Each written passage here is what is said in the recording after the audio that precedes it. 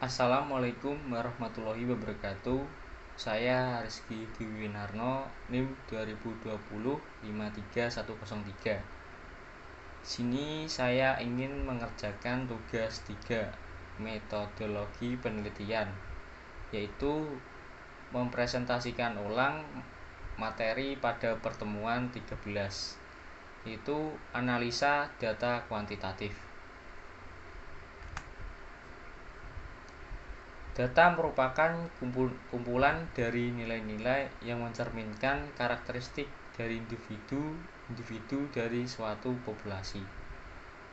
Data biasa berupa angka, huruf, suara, maupun gambar. Dari data ini diharapkan akan diperoleh informasi sebesar-besarnya tentang populasi.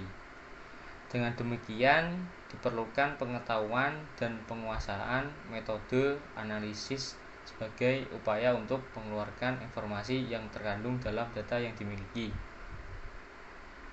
Dan data penelitian dikumpulkan sesuai dengan rancangan atau desain penelitian yang telah ditentukan. Data tersebut diperoleh melalui pengamatan, percobaan maupun pengukuran gejala yang diteliti. Data-data yang dikumpulkan merupakan pernyataan fakta mengenai objek yang diteliti. Pada dasarnya, data dapat dikelompokkan pada berbagai macam jenis dan bagian. Jenis data menurut cara memperolehnya. Pertama, data primer, yaitu data yang diambil langsung dari objek penelitian atau merupakan data yang berasal dari sumber asli atau pertama. Data ini tidak tersedia dalam bentuk file. Data primer tersebut harus dicari melalui narasumber atau respondennya. Itu orang yang kita jadikan objek penelitian atau orang yang kita jadikan sebagai sarana mendapatkan informasi maupun data. Pencarian data primer bisa dilakukan dengan cara wawancara atau interview langsung dengan responden melalui telepon, email, dan sebagainya. Pengumpulan data primer biasanya peneliti menggunakan instrumen penelitian yang disebut dengan kuesioner. Kedua, data sekunder merupakan data yang tidak didapatkan secara langsung dari objek penelitian, melainkan data yang berasal dari sumber yang telah dikumpulkan oleh pihak lain. Bisa diperoleh dengan cepat dan mudah karena data ini biasanya sudah tersedia dan kita tinggal mengambil dan mengumpulkan saja.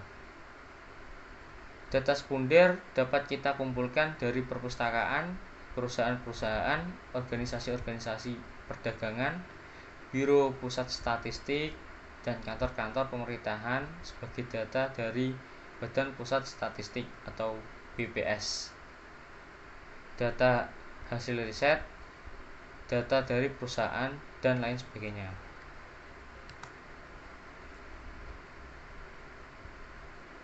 Jenis data berdasarkan sumber data. Yang pertama ada data internal. Adalah data penggambaran situasi dan kondisi pada suatu organisasi secara internal. Misal, data keuangan, data pegawai, data produksi, dan sebagainya. Kedua, data eksternal adalah data yang menggambarkan situasi secara kondisi yang ada di luar organisasi. Contohnya, data jumlah penggunaan suatu produk pada konsumen, tingkat preferensi pelanggan, persebaran penduduk, dan lain sebagainya. Klasifikasi data berdasarkan jenis datanya. Yang pertama ada data kuantitatif, yaitu data yang dipaparkan dalam bentuk angka-angka. Misal, jumlah pembeli pada saat menjelang Hari Raya Idul Fitri, tinggi badan mahasiswa, MTI, dan lain sebagainya. Dan yang kedua ada data kualitatif, yaitu data yang disajikan dalam bentuk kata-kata yang mengandung makna. Contohnya persepsi konsumen terhadap botol air minum dalam kemasan. Anggaplah para ahli terhadap bencana alam yang terjadi di Indonesia dan lain-lain. Pembagian jenis data berdasarkan sifat data. Ada data diskrit adalah data yang nilainya adalah bilangan asli. Contoh nilai mata uang rupiah dari waktu ke waktu dan lain sebagainya. Kedua ada data kontinu. Adalah data yang nilainya ada pada suatu interval tertentu atau berada pada nilai yang satu ke nilai yang lain. Contohnya penggunaan kata sekitar, kurang lebih, kira-kira, dan sebagainya.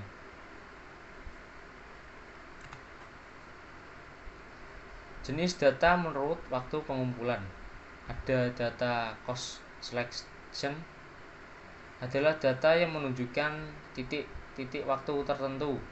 Contohnya laporan keuangan per 31 Desember 2006, data pelanggan PT PLN bulan April 2006, dan lain sebagainya. Kedua ada data time series atau berkala. Adalah data yang datanya menggambarkan suatu dari waktu ke waktu atau periode secara historis.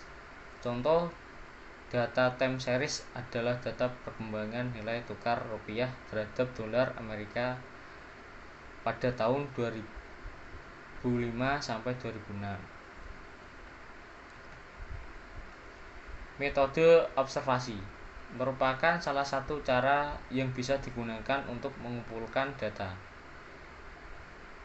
Biasanya digunakan untuk mengetahui perilaku masyarakat secara detail.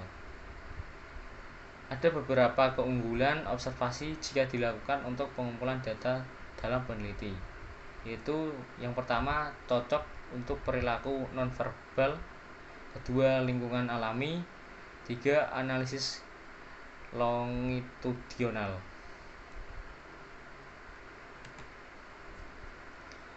Kelemahan metode observasi. Yang pertama, kurang terkendali, sulit dikuantifikasikan. Peneliti memberikan skor terhadap pendapat yang diberikan. 4. Ukuran sampel kecil.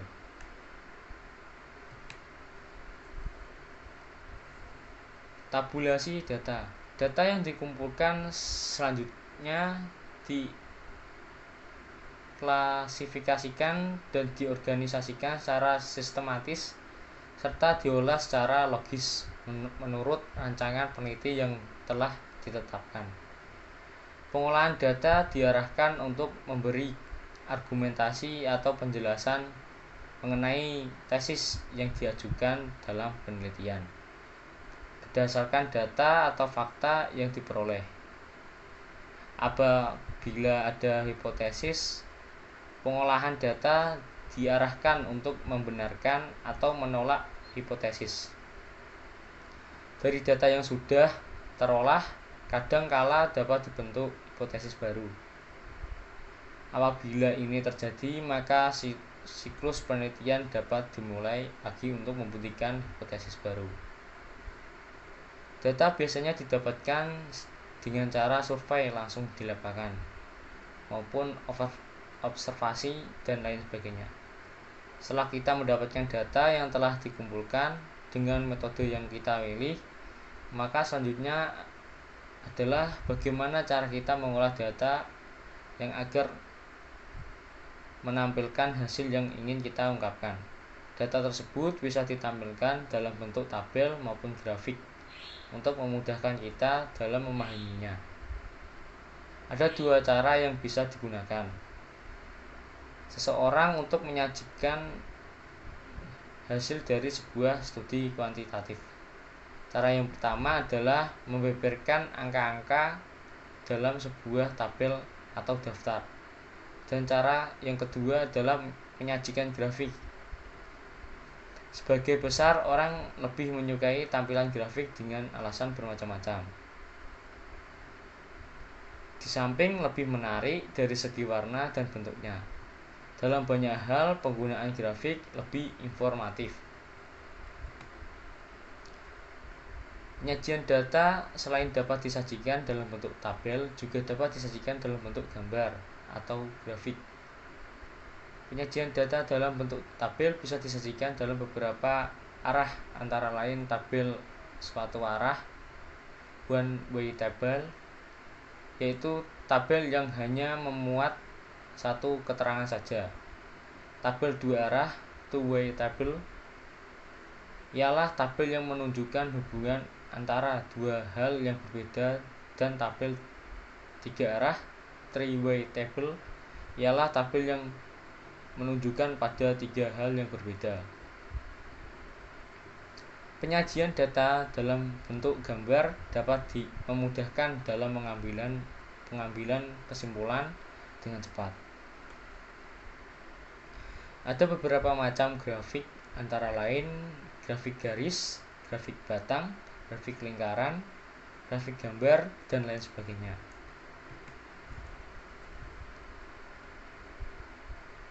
Di sini merupakan gambar alur analisis data. Dapat dilihat pada gambar tersebut.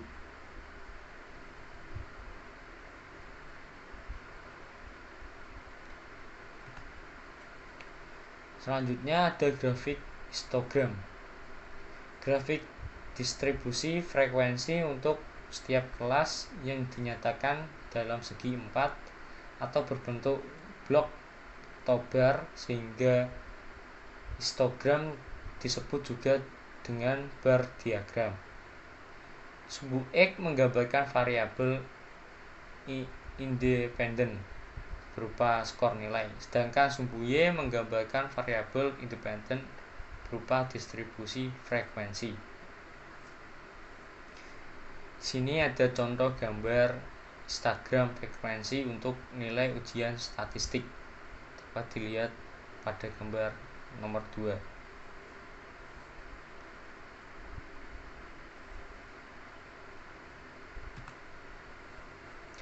Grafik polygons. Frekuensi polygons dilakukan dengan cara menghubungkan titik-titik tengah tiap kelas interval yang sesuai dengan frekuensinya. Sumbu X merupakan data frekuensi atau diambil dari interval kelas yang diwakili nilai tengah, sedangkan sumbu Y merupakan frekuensi poligon. Grafik poligon dimulai dari nilai frekuensi 0 pada suatu interval yang lebih kecil dari titik tengah kelas terkecil pada sumbu horizontal atau sumbu X. Kemudian dengan menghubungkan titik-titik tengah tiap-tiap kelas sesuai dengan frekuensinya dengan sebuah garis dan berakhir pada nilai frekuensi 0 pada suatu interval lebih besar dari titik tengah kelas terbesar pada sumbu X. Berikut merupakan gambar contoh grafik poligon frekuensi untuk nilai ujian statistik. Dapat dilihat pada gambar nomor 3.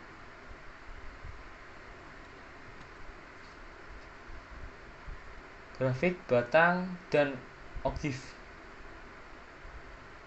Grafik batang digunakan untuk mengukur tendensi pusat, dapat digunakan mean, median, maupun mode yang berfungsi untuk menunjukkan posisi pusat dari nilai distribusi frekuensi serta dapat mewakili seluruh nilai observasi.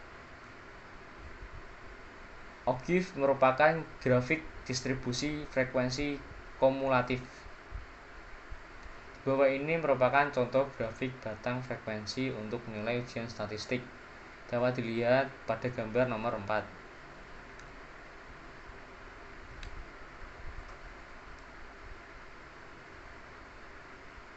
Mean atau rata-rata hitung dapat dicari dari data yang tidak dikelompokkan maupun data yang dikelompokkan dalam distribusi frekuensi.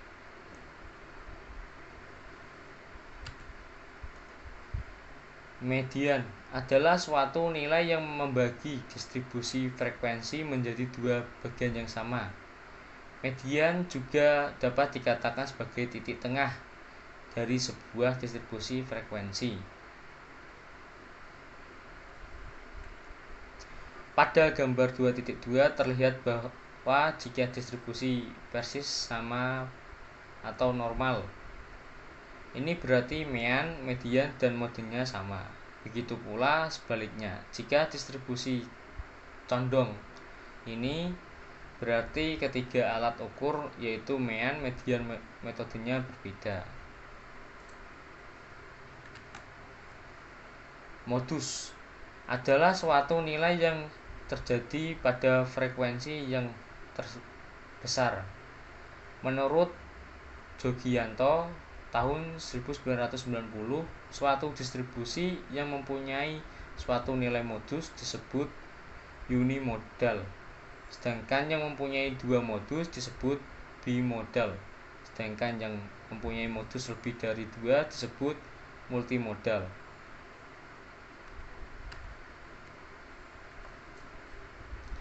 Selanjutnya ada distribusi frekuensi berdasarkan nilai tengah. Dapat dilihat pada gambar 5. Merupakan distribusi frekuensi berdasarkan nilai titik tengah.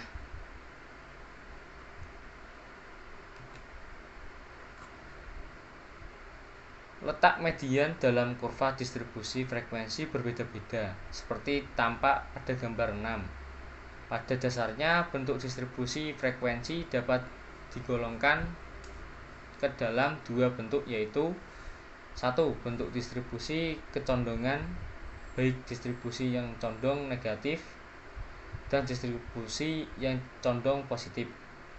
2. Bentuk distribusi normal. Distribusi kecondongan merupakan hasil dari pengukuran data untuk menentukan posisi relatif dari mean, median, dan mode.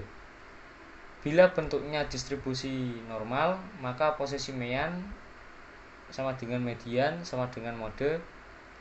Bila distribusi condong ke kanan, maka median berada di antara mode dan mean, dan mode lebih kecil dari mean. Bila distribusi condong ke kiri, maka median berada di antara mode dan mean, dan mode lebih besar daripada mean.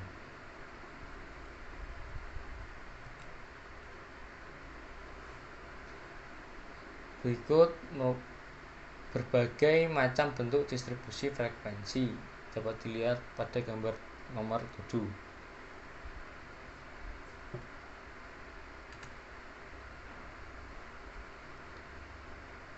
Prosedur penggunaan tabel dan grafik.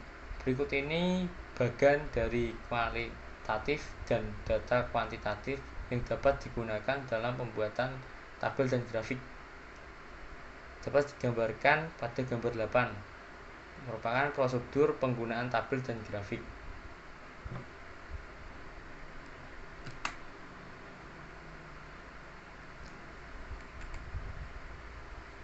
Sekian dari saya atas presentasi ulang materi pertemuan 13. Apabila ada salah, mohon dimaafkan. Wassalamualaikum warahmatullahi wabarakatuh.